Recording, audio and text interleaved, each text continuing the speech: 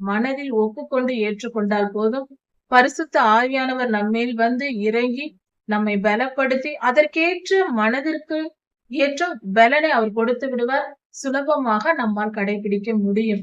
10 கட்டளைகளை முடியாது, கடைபிடிக்க முடியாது என்று சொல்வது சாத்தான் நமக்கு சொல்லுகிற உலகம் மகா பொய்யாய் இருக்கிறது. அதை நம்ப வேண்டாம். 10 கட்டளைகள் நிச்சயம் நம்மால் கடைபிடிக்க கூடியதே. அதை கடைபிடிக்க வேண்டியதும் அவசியமே. நம்முடைய பிதாவாகிய தேவனுடைய அன்பும் ஆண்டவராகிய இயேசு கிறிஸ்துவின் கிருபையும் சமாதானமும் உங்கள் அனைவரோடும் கூட என்றென்றைக்கும் இருப்பதாகும். தலைப்பு: நான் உன்னை விட்டு விலகுவதும் இல்லை, உன்னை கைவிடுவதும் இல்லை. கர்த்தருடைய வசனம் வானங்களில் நிரம்பி இருக்கிறது என்று சொல்லப்பட்டிருக்கிறது. வானம் என்பது என்ன? அது வானங்கள் என்று கொடுக்கப்பட்டிருக்கிறது. அப்படி என்றால் பல வானங்கள். சரி, இதை குறித்து சற்று நாம் ஆராய்ந்து பார்ப்போம். வானம் என்று சொன்னால் இன்றைய வார்த்தைகளை நாம் சொல்ல போனால் விஞ்ஞான வார்த்தையின்படி ஸ்பேஸ் என்று சொல்வார்கள். அந்த இடத்தை தான் இது குறிக்கிறது. பரலோகத்தையும் ஹெவனையும் வானம் என்ற சொல் குறிக்கிறது. அதாவது வானங்கள் 3 வானங்கள் வரைக்கும், அதாவது 3ஆம் வானம் வரைக்கும் நான் எடுத்துக்கொள்ளப்பட்டேன் என்று 2 கொரிந்தியர் 12ஆம் அதிகாரம் 2ஆம் வசனத்தில் பவுல் ஐயா சொல்லி இருக்கிறார். 3ஆம் வானம் வரைக்கும் கர்த்தர் எடுத்துக்கொண்டு போனார். அதாவது பவுல் ஐயாவை, அவருடைய ஆவியை எடுத்துக்கொண்டார் என்று சொல்லப்பட்டிருக்கிறது. அப்படி என்றால் வானங்கள் பல உள்ளன என்பது நிரூபணமாகிறது.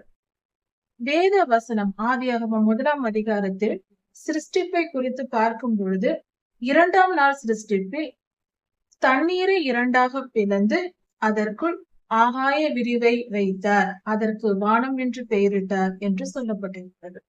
வானம் என்பது தண்ணீருக்குள் இருக்கிறது என்று சொல்லப்பட்டிருக்கிறது. மேலேயும் தண்ணீர் இருக்கிறது, கீழேயும் தண்ணீர் இருக்கிறது. அந்த ஆகாய விரிவு இடையில் இருக்கிறது. அந்த ஆகாய விரிவுக்கு பெயர் தான் வானம் என்று சொல்லப்பட்டிருக்கிறது. 4ஆம் நாள் சிருஷ்டிப்பில் கர்த்தர் சொல்லி இருக்கிறது, ஆதியாகமம் 1ஆம் அதிகாரத்திலேயே கொடுக்கப்பட்டிருக்கிறது. 4ஆம் நாள் சிருஷ்டிப்பில் வானத்தில் சுடர்கள் உண்டாயிருக்க கடவது, பகலிலால சூரியனையும் பெரிய சுடரையும் இரவிலால சிறிய சுடரையும், அதாவது நிலாவையும் உண்டு பண்ணினேன் என்று கர்த்தர் சொல்லியிருக்கிறார். அப்படி என்றால் வானம் என்ற இடம் எதை குறிக்கிறது என்றால் சூரியனும் சந்திரனும் இருக்கும் இடம். சூரியன் ஒன்று இருக்கிறது, அது ஸ்பேஸில் இருக்கிறது. சந்திரன், நிலா இங்கு இருக்கிறது, இதே ஸ்பேஸில் தான் பல கோடிக்கணக்கான நட்சத்திரங்கள் இருக்கிறது. அப்படி என்றால் சூரியனும் நட்சத்திரங்களும் கோள்களும் விண்மீன் கற்களும் சிறியவை பெரியவை என்று எல்லாம் இருக்கும் இடத்தை தான் வானம் என்று கொடுக்கப்பட்டிருக்கிறது வேதத்தின் வழி. இந்த வானம் ஒன்றல்ல பல என்று பவுலையா வந்து சொல்லி இருக்கிறார். 3ஆம் வானம் வரைக்கும் எடுத்துக்கொள்ளப்பட்டேன் என்று. அப்படி என்றால் வானங்கள் பல உள்ளன. வானம் என்பது சூரியன் சந்திரன் இருக்கும் இடம். இந்த பூமி உட்பட அந்த நாம் பூமியை பூமி என்று பிரித்து எடுக்கிறோம். அதாவது ஸ்பேஸ் இருக்கிறது, அதில் வானம் இருக்கிறது. அந்த ஸ்பேஸில் சூரியன், நிலா, மற்ற செயற்கைக்கோள்கள், பூமி எல்லாம் படர்ந்திருக்கிறது. ஒரு துணியை விரித்து அதன் மேல் பழங்களை ஒன்றொன்றாக ஒவ்வொரு இடத்தில் வைத்தால் எப்படி இருக்குமோ அப்படிதான் ஆண்டவர் இதை படைத்திருக்கிறார். சரி, இப்பொழுது வானங்கள் பல உள்ளன என்பதற்கு ஆதாரம் இருக்கிறது. வானத்தை கர்த்தர் எப்படி படைத்தார் என்பதற்கு ஆதியாகமம் 1ஆம் அதிகாரத்தில் நமக்கு ஆதாரம் இருக்கிறது. இப்படி கர்த்தர் 1ஆம் நாள் சிருஷ்டிப்பில் இன்னும் கொஞ்சம் ஆழமாக பார்த்தால் கர்த்தர் வார்த்தையினால் தான் எல்லாவற்றையும் சிருஷ்டிக்கிறார். வானம் உண்டாக கடவது என்றார், அதாவது ஆகாய விரிவு உண்டாக கடவது என்றார். ஆகாய விரிவு உண்டாயிற்று. அது தண்ணீரை 2ஆக பிரிக்க கடவது, அதற்கு மத்தியில் ஆகாய விரிவு உண்டாக கடவது என்று சொன்னார். அதே போல தண்ணீர் 2ஆக பிரிந்தது, மேலேயும் போனது, கீழேயும் வந்தது. அதாவது ஸ்பேஸுக்கு வெளியே, அதாவது கர்த்தருடைய வார்த்தையின்படி, வேதாகமத்தின்படி ஸ்பேஸுக்கு வெளியே, அதாவது யூனிவர்ஸுக்கு வெளியே தண்ணீர் இருக்கிறது என்று பொருளாகிறது. அந்த தண்ணீர் திரவமாக இருக்கலாம், பனிக்கட்டியாக இருக்கலாம், அல்லது வாயுவாகவும் இருக்கலாம். ஆனால் கேலக்சிக்கு வெளியே தண்ணீர் இருக்கிறது என்றே வேதம் சொல்லுகிறது. இந்த ஆகாய விரிவு உண்டான பகுதி வானம் என்றால், அதில் சூரியன் சந்திரன் இருக்கும் என்றால், அதற்கு வெளியே மேலே வானத்தில் தண்ணீர் இருந்தது என்று சொல்லப்பட்டிருக்கிறது. நிச்சயம் அந்த தண்ணீர் அங்கு இருக்கிறது. இது விஞ்ஞானத்தில் கண்டுபிடிக்கப்படவில்லை என்றாலும் வேதாகமும் நமக்கு இது சொல்லுகிறது. சரி, இப்படி இந்த வானங்கள், இந்த ஒவ்வொரு கோள்கள், ஒரு விண்மீன் துகள்கள், நட்சத்திரங்கள் எல்லாம் செயல்படுவது எப்படி செயல்படுகிறது? எல்லாம் கர்த்தருடைய வார்த்தையின்படியே. கர்த்தரே சிருஷ்டித்தார் அண்ட சராசரத்தையும். அண்ட சராசரம் என்று சொல்லும் போது எல்லாவற்றையும், பூமியிலும் வெளியிலும், பூமியை விட்டு வெளியே அது என்னன்னு இருக்கிறது, எவ்வளவு தூரம் இருக்கிறது என்று தெரியாது, எல்லாவற்றையும் படைத்தவர் கர்த்தரே.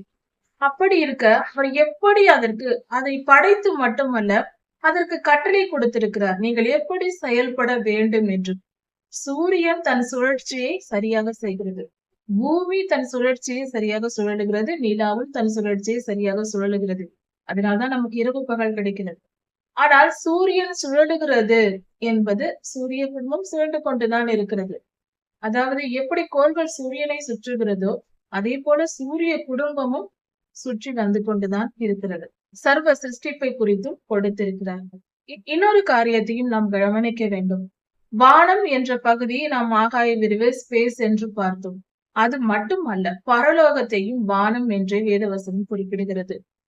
பரலோகம் கர்த்தருடைய வசனத்தில் நிலைத்திருக்கிறது.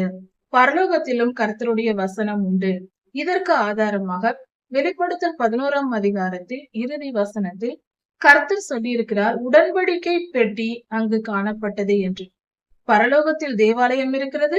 அந்த தேவாலயத்தில் கர்த்தருடைய உடன்படிக்கை பெட்டி, இங்கு இருக்கிற உடன்படிக்கை பெட்டியை போல பூமியில் ஆசரிப்பு கூடாரத்தில் வைக்கப்பட்ட உடன்படிக்கை பெட்டி இன்றும் பூமியில் இருக்கிறது. அதை 40 வருடங்களுக்கு முன்பாக ராபின் ஒயிட் என்பவர் கண்டுபிடித்திருக்கிறார். அது இருக்கும் இடம் தெரியும். 3ஆம் தேவாலயம் கட்டப்படும் பொழுது அந்த உடன்படிக்கை பெட்டியை கொண்டு வந்து வைப்பார்கள் ஆசாரியர்கள். இது முறைமையின்படி செய்யப்படும். அதற்காக பூமி காத்திருக்கிறது. பரலோகத்தில் உடன்படிக்கை பெட்டி காணப்பட்டது. வெளிப்படுத்தல் 11ஆம் அதிகாரம் இறுதி வசனத்தில் கொடுக்கப்பட்டிருக்கிறது. அப்படியானால் கர்த்தருடைய வேத வசனங்கள் இங்கு இருக்கிறது, இங்கு நடைபெறுகிறது, இங்கு நிறைவேற்றப்படுகிறது. அதே போல பரலோகத்திலும் அவைகள் இருக்கிறது, செயல்படுகிறது. அதையும் நாம் புரிந்து கொள்ள வேண்டும். இதற்கு மிக தெளிவான சாட்சியாக இது இருக்கிறது. கர்த்தருடைய 10 கட்டளைகள் அடங்கிய உடன்படிக்கை பெட்டிய பரலோகத்தில் இருக்கிறது. ஒரு காரியம் தெரிந்து கொள்ள வேண்டும். உடன்படிக்கை பெட்டி, உடன்படிக்கை செய்வது என்றால் என்ன? இன்றும் தேச தலைவர்கள், ஒவ்வொரு நாட்டின் தேச தலைவர்களும் இன்னொரு நாட்டோடு உடன்படிக்கை செய்து கொள்வார்கள், அக்ரிமெண்ட் என்று சொல்லுகிறோம். அந்த உடன்படிக்கை எப்படி செய்து கொள்வார்கள் என்றால், நீ இதை செய்தால் நான் இதை செய்கிறேன் என்பதே உடன்படிக்கை. நீங்கள் எங்களுக்கு இந்த வசதிகளை செய்து கொடுத்தால் நாங்கள் இந்த காரியங்களை உங்களுக்கு செய்கிறோம் என்று ஒப்புக்கொண்டு இரு தரப்பினரும், இரு நாட்டின் தலைவர்களும் கையெழுத்திடுவார்கள். அப்படி கையெழுத்திட்டு 2 உடன்படிக்கைகள் செய்யப்படும். 2 நகல்கள் இருக்கும் அதில். அதாவது ஒரு பேப்பரில் எழுதப்பட்டது போலவே இன்னொரு பேப்பரிலும் எழுதப்பட்டு இன்னொரு ஃபைலும் தயாரிக்கப்படும். 2லும் ஒரே மாதிரி இருக்கும். அந்த ஒரே மாதிரியான 2 அக்ரிமெண்ட்களும், உடன்படிக்கைகளும், அந்த உடன்படிக்கை அடங்கிய ஃபைல் அது ஒரே போல இருக்கும். அதில் இருவர் கையெழுத்திட்டு ஒருவருக்கொருவர் மாற்றிக்கொள்வார்கள். இவர்கள் அவர்களுக்கு கொடுப்பார்கள், அவர்கள் இவருக்கு கொடுப்பார்கள். அதாவது ஒரே மாதிரியான உடன்படிக்கை 2 தரப்பினரிடையும் இருக்கும். இந்த தேச தலைவரிடத்திலும் இருக்கும், அந்த தேசத்து தலைவரிடத்திலும் இருக்கும். இப்படியாக உடன்படிக்கை செய்து கொள்வார்கள். இதே போலதான் சீனாய் மலையில் வனாந்திர பயணத்தில் இஸ்ரவேலரோடு கர்த்தர் 10 கட்டளைகள் அடங்கிய உடன்படிக்கையை கற்பலகைகளில் எழுதி கொடுத்தார். அதே போல பரலோகத்திலும் அப்படி வைத்திருக்கிறார்.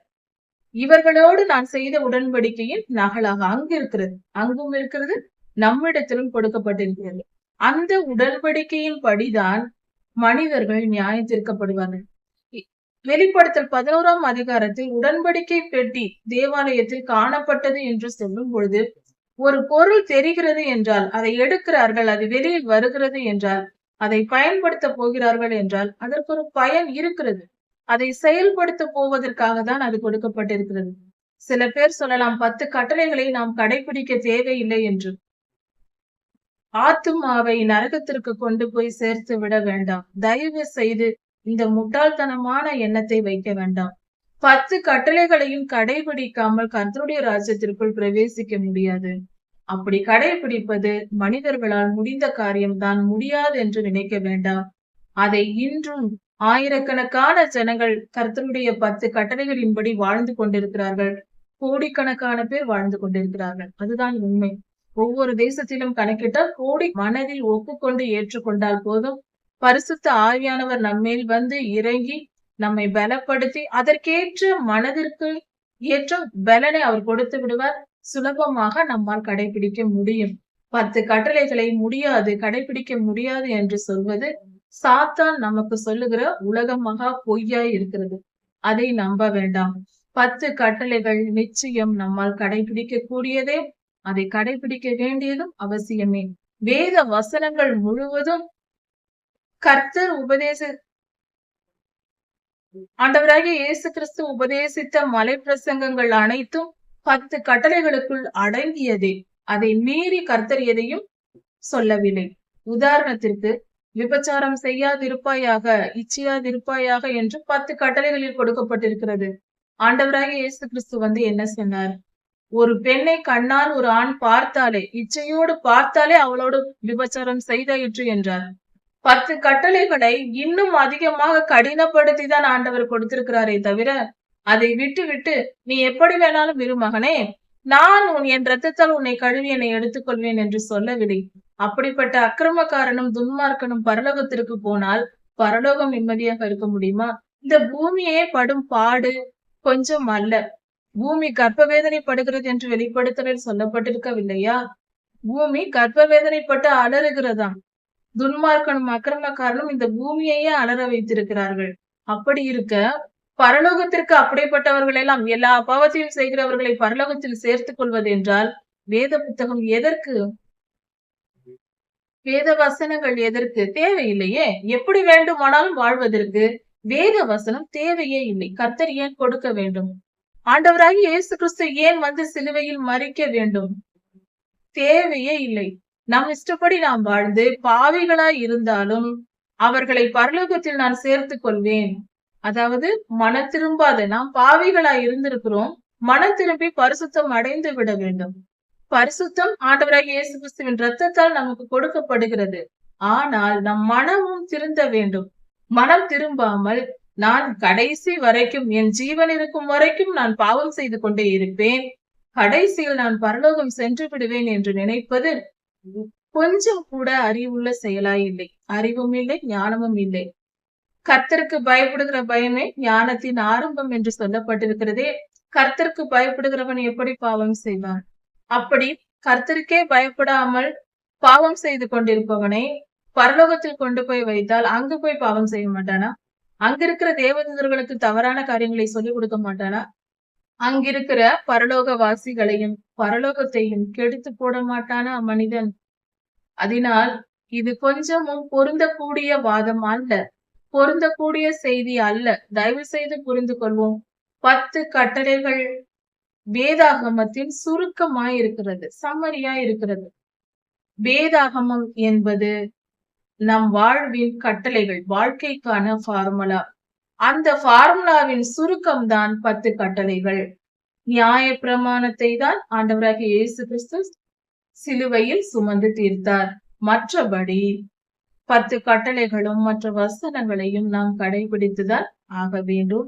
அதற்கு நாம் ஒவ்வொரு நாளும் முயற்சி செய்ய வேண்டும். மனதார நாம் அந்த வசனங்களை ஏற்றுக்கொள்ளும் போது அதற்குரிய பலன் பரலோகத்திலிருந்து நமக்கு கொடுக்கப்படும். மனித முயற்சியினால், நம்முடைய சுய பலத்தினால், நம் மன வலிமையினால் எல்லாம் கடைபிடிக்க முடியாது என்பது உண்மைதான்.